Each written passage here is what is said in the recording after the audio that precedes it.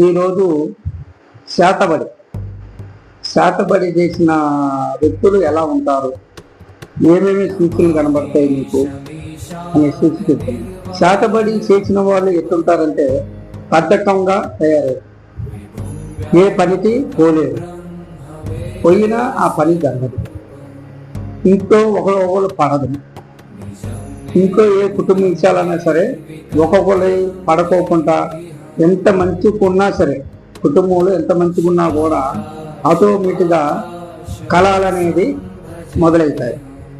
అట్లాగే ఏ పనులు చేసినా కూడా మనం ఏ పనులు చేసినాడో అనారోగ్యం అనేది నష్టపోతారు.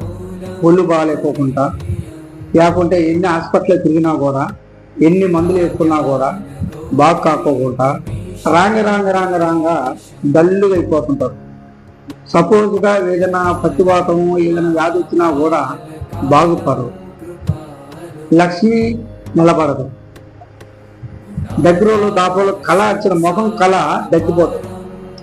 ఏ పని చేసినా సరే, ఉద్యోగం చేసినా సరే, వ్యవసాయం చేసినా సరే, మళ్ళీ తర్వాత వాళ్ళు సొంత పనులు చేసినా సరే, ఫస్ట్లో ఉన్న ఒక వ్యాపారం చేసినా సరే ఫస్ట్లో ఉండేట్టుగా ఉండదు. తెలగాల కాడో దాని కాడో దేని కాడో ఒక్కొక్కటి దెబ్బ మీద దెబ్బ పడుతూనే ఉంటుంది.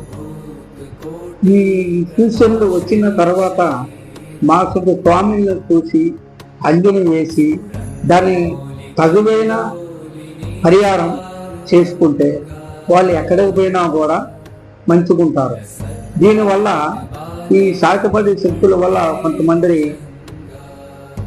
తెలవని వాళ్ళు ఏం చేస్తారంటే అట్లే ఉంచుకొని సగం వయసులో కూడా 30 సంవత్సరాలు ఆవచ్చు అంటే ఆవచ్చుకు కట్టలేదు, కావాలంటే నడిమధ్యన వచ్చాయి.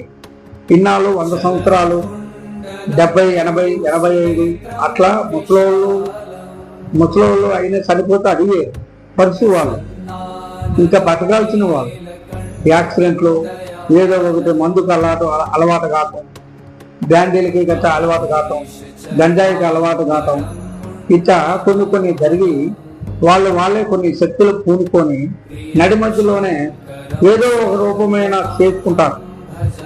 దీనివల్ల అంటే చూపించుకోకుండా ఒక స్వామిని చూపించుకోకుండా అట్లే పోతే ఇలాగా జరుగుతూ ఉంటాయి.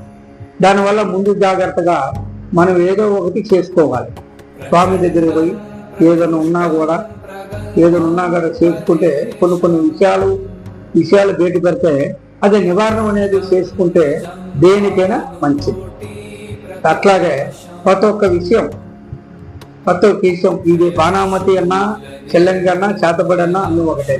తీసుకుంటే సూచనలు జరుగుతూ ఉంటాయి. కొంతమంది తెలవని వాళ్ళు సరే ఏం కాదులే అని ఏం కాదు అనుకుని పోయే వాళ్ళు కొంతమంది ఉంటారు. ఏదైనా జరగంగానే డాక్టర్ దగ్గరికి అట్లా పోగానే నయం కాకపోయినా కూడా ఒక స్వామి దగ్గర కలిసి మా పరిస్థితి ఏంటండి ఏమిటి అడిగే వాళ్ళు కొంతమంది ఉంటారు.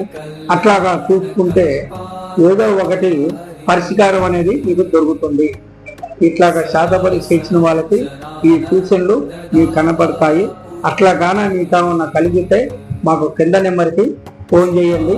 ఫోన్ చేస్తే మీకు ఆ పరిష్కారం అనేది అంజని వేసి సర్వాంజని వేసి మీ పేరు బలం మీద ఏమిటా మీ యొక్క కుటుంబ గోత్రము పేరు ఈ 3 పంపించేటికైతే మీ అంజని వేసి చెప్తాం. ఓం నమః శివాయ.